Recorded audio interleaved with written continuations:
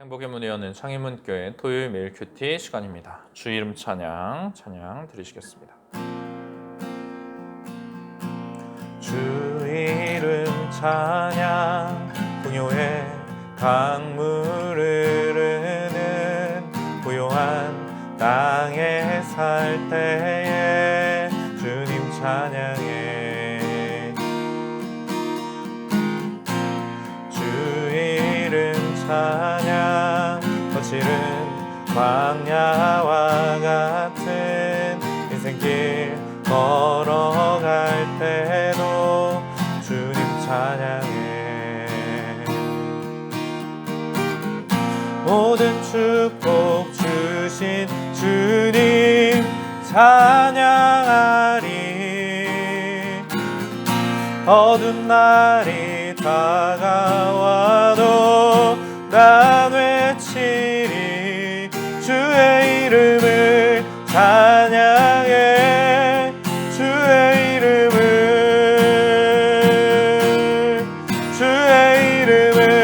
찬양해. 영화로운 주 이름 찬양.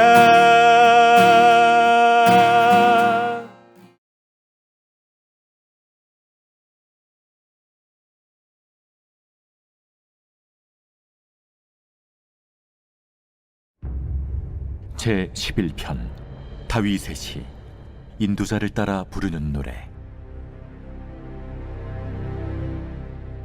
내가 여호와께 피하였거늘 너희가 내 영혼에게 새같이 내 산으로 도망하라 함은 어찌함인가. 악인이 활을 당기고 화살을 시위에 먹이며 마음이 바른 자를 어두운 데서 쏘려 하는도다. 터가 무너지면 의인이 무엇을 하랴. 여호와께서는 그의 성전에 계시고 여호와의 보좌는 하늘에 있으며 그의 눈이 인생을 통촉하시고 그의 안목이 그들을 감찰하시도다. 여호와는 의인을 감찰하시고 악인과 폭력을 좋아하는 자를 마음에 미워하시도다. 악인에게 그물을 던지시리니 불과 유황과 태우는 바람이 그들의 잔에 소득이 되리로다. 여호와는 의로우사 의로운 일을 좋아하시나니 정직한 자는 그의 얼굴을 배우리로다.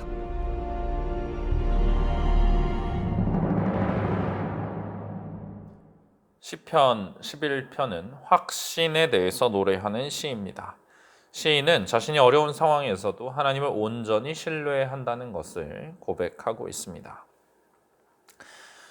시인에게 피하라 라고 말하던 자들이 있었습니다. 시인을 공격하려 하는 대적들이 있는 것을 알고 있었고, 그를 걱정하던 이들이 시인에게 도망치라 이렇게 조언을 했습니다. 악인들이 시인을 공격하는데 그를 향해서 활을 겨누고 있습니다. 당장이라도 공격하기 위해서 눈에 불을 켜고 있는 저 대적들을 보면서 사람들은 시인에게 왜 어서 안전한 곳으로 도망치지 않습니까? 이렇게 묻고 있습니다. 이 시, 다윗의 시이기 때문에 시에서 나오는 악인들의 공격 매우 실제적으로 느껴집니다. 실제로 다윗의 인생에 많은 대적들이 있었고 그들은 다윗의 생명까지 위협했습니다. 그런 의미에서 보면 지금 다윗의 부하 또는 신하들이 이처럼 다윗을 걱정하면서 도망치라 말하고 있는 그 모습을 생각해 볼 수가 있습니다. 악인들이 마음이 바른 자를 어두운 데서 쏘려 한다 말합니다. 정직과 정의를 가지고 있다 하더라도, 내가 아무리 마음이 바르다 하더라도 악인들의 공격을 막을 수 있겠습니까? 그럴 수 없습니다. 터가 무너지고 있는데 의인이 무엇을 할 수 있겠습니까? 이 조력자들이 그렇게 외치고 있는 듯합니다. 여기서 터라는 것은 기초를 말합니다. 사회 질서를 유지하고 도덕 윤리적인 그런 것들이 이루어질 수 있도록 악의 마음대로 행하는 그런 것들을 막을 수 있는 어떠한 제도, 이런 규범, 이런 것들을 말하는 듯합니다. 그런데 지금 이 터가 완전히 무너지고 있다는 것입니다. 터가 무너지면 악인들은 자기들이 원하는 것을 거리낌 없이 할 수 있습니다. 그런 상황에서 의인이 악인을 상대로 무엇을 할 수 있겠습니까? 아무것도 할 수 없습니다. 어서 도망쳐야 됩니다. 조력자들은 이렇게 외치고 있습니다. 위기를 만난 새가 싸우려고 하는 것이 아니라 미련 없이 산으로 도망치는 것처럼 당신도 그렇게 도망치십시오. 이렇게 조언을 하고 있습니다. 다윗은 사울에게 왕께서 산에서 메추라기를 사냥하는 자와 같이 나를 잡으러 나오셨습니다. 라고 말했던 적이 있습니다. 사냥꾼 앞에 새는 도망치는 것밖에 할 수 있는 것이 없습니다. 그러나 다윗은 내가 이미 하나님께 피하였다. 이렇게 말합니다. 그는 하나님께 자신의 신뢰를 두고 있습니다. 나는 이미 가장 안전한 피난처를 찾았는데 나더러 왜 다른 곳을 찾으라 말하느냐? 이렇게 외치고 있습니다. 놀라운 믿음입니다. 때로는 다윗이 두려움으로 인해서 흔들리고 잘못된 대상을 의지하는 선택을 한 적도 있습니다. 그러나 그가 정말 평생토록 의지하였던 분, 진정으로 의지하였던 분은 하나님이심을 우리는 알 수 있습니다. 내가 어디로 간다 해서 그곳이 나를 지켜주는 것이 아니다. 아무리 높은 산이라도, 아무리 강한 요새라도, 아무리 많은 군대라 하더라도 그것이 나의 안전을 보장하지는 않는다. 시인은 그렇게 말합니다. 나의 안전은 그런 것들과는 상관없이 나의 하나님께 달려있다 말합니다. 이것이 시인의 믿음입니다. 여기 시편에서 우리가 하나님을 의지하지 못하게 만드는 두 가지 요소가 나타납니다. 하나는 대적들의 공격입니다. 나를 향해서 활을 당기고 있는 적을 볼 때에 겁먹지 않을 사람은 없을 것입니다. 총구를 들이밀고 방아쇠에 손을 올리고 있는 원수들을 보면서 도망치고 싶지 않은 사람이 어디에 있겠습니까? 게다가 그들은 은밀하게 숨어서 이런 악한 일을 계획합니다. 그들의 위협이 어디까지 왔는가, 얼마나 강력한 것인가, 나는 다 가늠할 수가 없습니다. 그러니 두려움이 커질 수밖에 없습니다. 하지만 하나님의 도우심이 내게 함께 한다, 반드시 임한다 라는 것을 믿고 이겨내는 것입니다. 다음은 믿음이 아닌 다른 길을 택하라는 조언입니다. 이 사람들의 조언이 나를 위한 것처럼 들리고 내게 유익한 것처럼 보여도 그것이 믿음을 기반으로 하지 않았다면, 그리고 내게 하나님의 신실하심을 향한 확고한 믿음이 있다면 나는 옳은 선택을 내릴 수가 있습니다. 산으로 도망치는 것이 안전한 것이 아니라 하나님께 피하는 것이 진정으로 안전하다 외칠 수 있는 것입니다. 사람이 하나님을 의지한다고 말하는 것은 쉽습니다. 그러나 실제로 무엇을 의지하고 있는가, 그것은 그 의지할 대상을 잃어버리기 전에는 잘 드러나지 않습니다. 터가 무너질 때 아무런 소망이 없어질 그때가 되어서도 내가 하나님을 의지합니다. 그렇게 고백하는 자는 온전한 신앙인입니다. 기초가 무너질 때 의인이 무엇을 할 수 있겠습니까? 이것이 시편 11편이 묻고 또 답하는 핵심 주제입니다. 우리가 하나님의 말씀에 따라서 사회를 올바르게 세우기 위해서 어떤 그런 것들을 제대로 해보기 위해서 노력을 했는데 그 질서마저, 기초마저 무너지게 될 때 우리가 무엇을 할 수 있겠냐라는 질문입니다. 터가 무너졌다고 해서 내가 지켜야 할 모든 것을 버리고 도망치는 것은 신앙인의 자세가 아닙니다. 사회를 악으로 무너뜨리려 하는 자들, 온갖 불법적이고 간교한 짓을 통해서 은밀하게 장악하려 하는 이들 앞에 우리가 어려운 싸움을 포기하고 도망칠 수 있습니다. 이젠 소망이 없다 생각할 수 있습니다. 그러나 시인은 그렇게 하지 않겠다 말합니다. 그는 의로운 사람이고 하나님의 뜻에 따라서 이 터를 지켜야 합니다. 이제 시인은 악인들의 공격에도 불구하고 하나님 안에서 안전할 것을 확신하는 이유에 대해서 설명합니다. 시인이 믿는 바는 인간적인 방법에 있지 않습니다.